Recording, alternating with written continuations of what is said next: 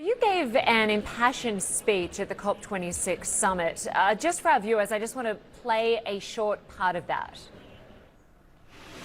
We must answer them with immediate disbursement of the money pledged to least developed countries by developed nations, which is not a donation, but a cleaning fee. Neither Africa in general, nor Malawi in particular, will take no for an answer. Not anymore. A very strong speech there, Mr. President. And you spoke about the $1 billion that developed countries have pledged to developing countries like yours that hasn't come. And you say it's not a donation, it's a cleaning fee. Just explain why. The reason is simple. If you look at the emissions that G20 nations do, it's over 80%.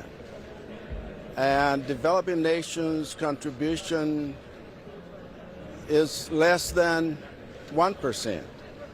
And therefore, this pledge which they made is a cleanup fee because they have helped pollute the planet. And together, we can clean it up, but they need to bear the responsibility, and that's what I mean.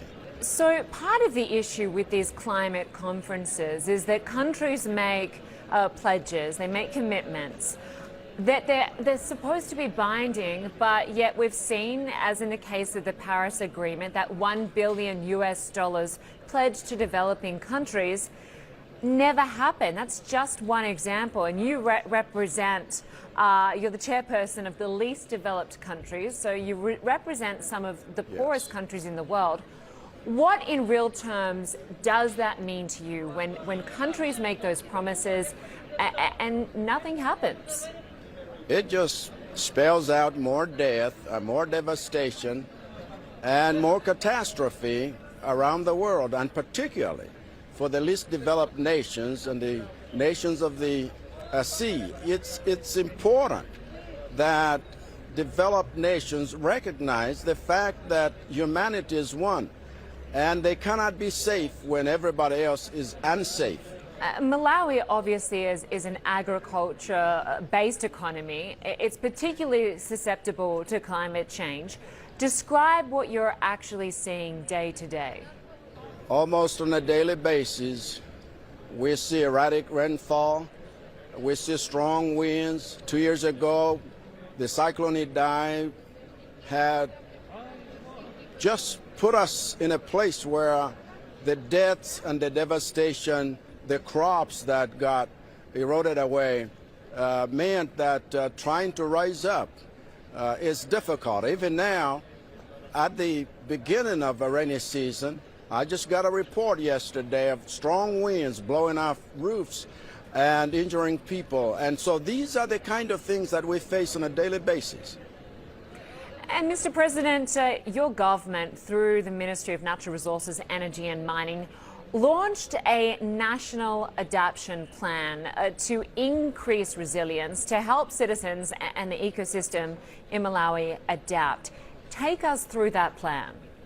The plan is to make sure that we build resilience and we have early warning systems that we can adhere to, and that the people begin to realize that in as much as these are catastrophes we may not control, we can do something about mitigation and then adapting certain elements of resilience that will mean clean energy and will mean even development in terms of agricultural infrastructure and commercialization using modern technologies. It means that everyone should be able to understand it is their responsibility. As much as we say developed nations are responsible, we too have a part to play.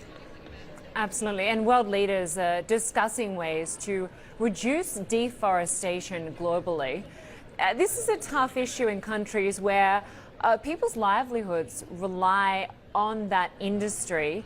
How does Malawi achieve sustainable growth while trying to tackle climate change? This is the reason we believe, for example, that without the support, the financial support of developed nations, the best plans that we have can only amount to about 5% success.